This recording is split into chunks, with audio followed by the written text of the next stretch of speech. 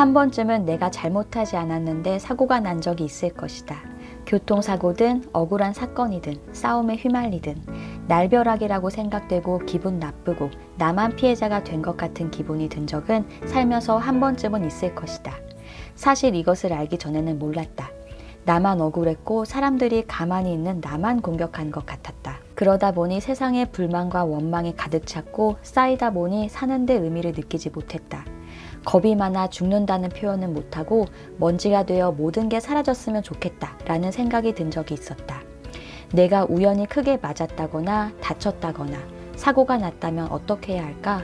보통은 액땜했다, 이만하니 다행이다 라고 넘어가는 게 일반적이다. 하지만 사고가 난 사람이 또 나고 한 번 아픈 사람이 또다시 아파 병원에 가고 한 번 입원한 사람이 계속 병원에 다닌다. 낫고 나면 다른 아픔으로 또 다른 병원을 가는 경우가 많다. 왜 자꾸 이런 일이 반복될까 궁금했다. 나는 진심으로 사람들이 예기치 못한 사고를 당하지 않았으면 좋겠고 아프지 않게 살아가길 바랐다. 그 사람이 당한 사고를 나라고 당하지 않으란 법이 있는가? 라고 생각한다면 나에겐 더욱더 간절했다. 왜 누구에게는 사고가 일어나고 누구에게는 사고가 일어나지 않을까? 많이 답답했지만 아무도 나의 질문에 대답해주는 사람은 없었다. 그러나 여기서 실마리를 찾을 수 있었다. 사고의 법칙. 사고란 사의 기운, 삿된 기운이 뭉쳐서 고도로 올라갔을 때 일이 생기는 것이라고 한다. 삿된 기운이 뭉치지 않으면 절대로 사고는 일어나지 않는다고 한다. 정말 듣던 중 반가운 소리였다. 예기치 않은 사고는 없다. 진행형으로 온 것이었다. 사고도 진행형, 몸이 아픈 것도 진행형, 어떠한 일을 당하는 것도 진행형. 우주법계는 진행형이 아니고서는 일어나는 일은 없다. 우연히 일어나는 일은 없다고 한다. 내 뒤통수를 치는 듯한 가르침은 사고가 날만하니 난 것이다 한마디로 요약이 되는데 이걸 함부로 말하기가 참 조심스럽고 곤란하다. 나는 가만히 있었는데 상대방 차가 와서 나를 친 것이고 나는 가만히 걸어가는데 물 청소하던 사람이 나에게 물을 뿌려댄 것이니 내가 이를 전하기가 참 민망한 게 사실이다. 하지만 자연의 법칙에서는 절대 한치의 오차도 없이 내가 한 행위에 대한 질량이 있다고 한다. 사회에 이로운 일을 했다면 보상의 형태로 받을 것이고 세상을 혼탁하게 잘못되게 살아 누군가에게 피해를 준 게 있다면 사라지지 않고 그 대가를 받게 되어 있다고 한다. 예를 들어 교통사고로 들어보자. 처음부터 큰 사고는 일어나지 않는다. 운전하다 누가 끼어들면 놀라는 것부터 슬슬 일어나기 시작한다. 피해보았다고 욕을 하고 화내고 또 비슷한 징조가 더 크게 계속 오는데도 놀라고 화내고 그냥 지나간다. 습관이 잘못 들여졌다든지 살아가면서 알게 모르게 잘못된 부분이 있을 것이다. 잘못된 방식으로 살아온 부분이 압이 차서 압력이 차서 슬슬 이런 징조가 보이는데 우리는 그걸 알아채지 못하고 계속 잘못된 방향으로 살아가다가 사고를 겪는 것이다. 이러한 징조를 느끼고 노력해서 바른 방향으로 살아가려 마음먹고 스스로를 다스릴 때 비로소 압은 서서히 사라지고 없어지기 시작한다. 노력의 결과는 나쁜 기운이 차인 압을 낮추어 준다. 우리가 잘못하여 살아가면 한 단 한 단 떨어지는 인생을 살아간다. 반대로 바르게 잘 알고 다스리고 살아가면 한 단씩 업그레이드 올라가는 인생을 살아가게 된다. 사고 없이 순행하며 살아가게 되는 것이다. 또 다른 예를 들어보자. 부부가 작은 다툼이 번져 싸움이 되고 집에 큰 불이 났다고 하자. 그 하루의 다툼이 그날 큰 불씨가 되어 일어났다? 날벼락일까? 이날 작은 다툼 때문에 사고가 난 것이 아니라 그 전부터 살아가면서 상대와의 트러블, 마음에 안 들었던 작은 것들이 모이고 쌓여 오늘 이 자리에서 불씨가 되고 사고가 된 것이다. 내가 세상에 살면서 잘못 판단하고 내가 옳다고 주장하고 내가 똑똑하다고 하는 행동이나 말이 남에게 상처를 준 만큼 아픔을 준 만큼 몰려서 쌓여서 어느 날 나를 치게 된다. 이렇게 보면 전래동화의 인과응보의 법칙 또는 카르마라는 단어가 생각난다. 대충 머리로는 알았지만 여태 그 원리를 모르고 살았다. 분명 내가 잘못하지 않았는데 안 좋은 평가를 억울하게 받았을 때 굉장히 기분이 나쁜데 그걸 계속 기분 나쁘다고 남탓만 했을 때는 그런 안 좋은 상황이 비슷하게 연속해서 일어났다.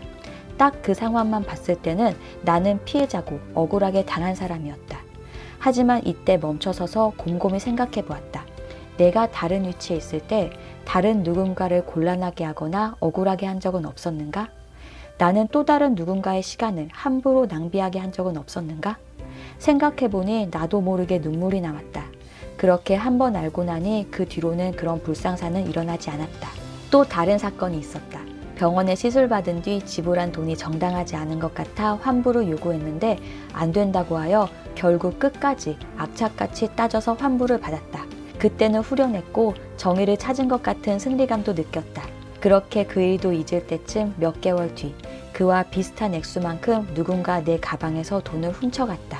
금액이 꽤 컸던지라 제대로 도둑맞았다고 생각한 적은 살면서 그때가 처음이었다. 주변 사람들이 오히려 더 걱정해주고 염려해주셨다.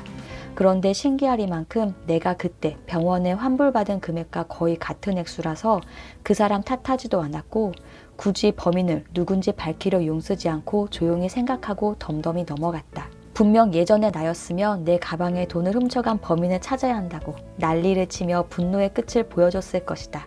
하지만 이걸 알고 난 뒤라 자연은 0.1mm의 오차도 없구나 라고 새삼 느껴서 사실 어안이 벙벙해서 아무 말도 할 수가 없었다.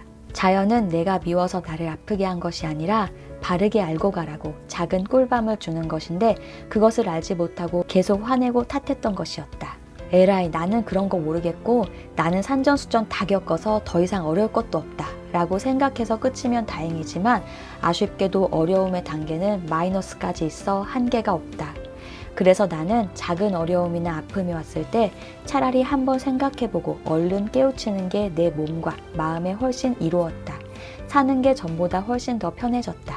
사실 내가 누군가를 원망하거나 분노하는 에너지가 정점, 피크에 달했을 때는 신기하리만큼 잘 나가던 자동차 바퀴에 펑크가 나거나 터지거나 다른 차를 박는 등 불필요하게 돈이 나가는 경험을 종종 했다.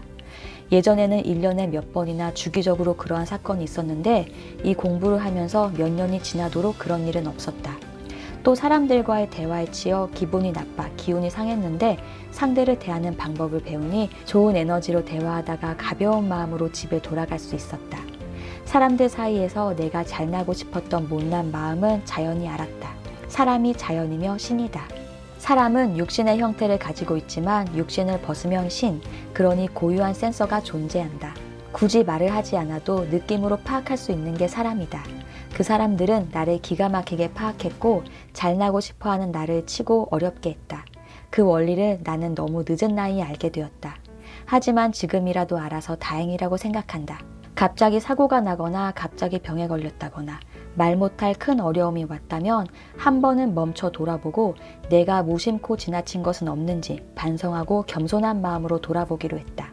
사람은, 우리 영혼은 항상 성장, 진화, 발전하는 존재이다.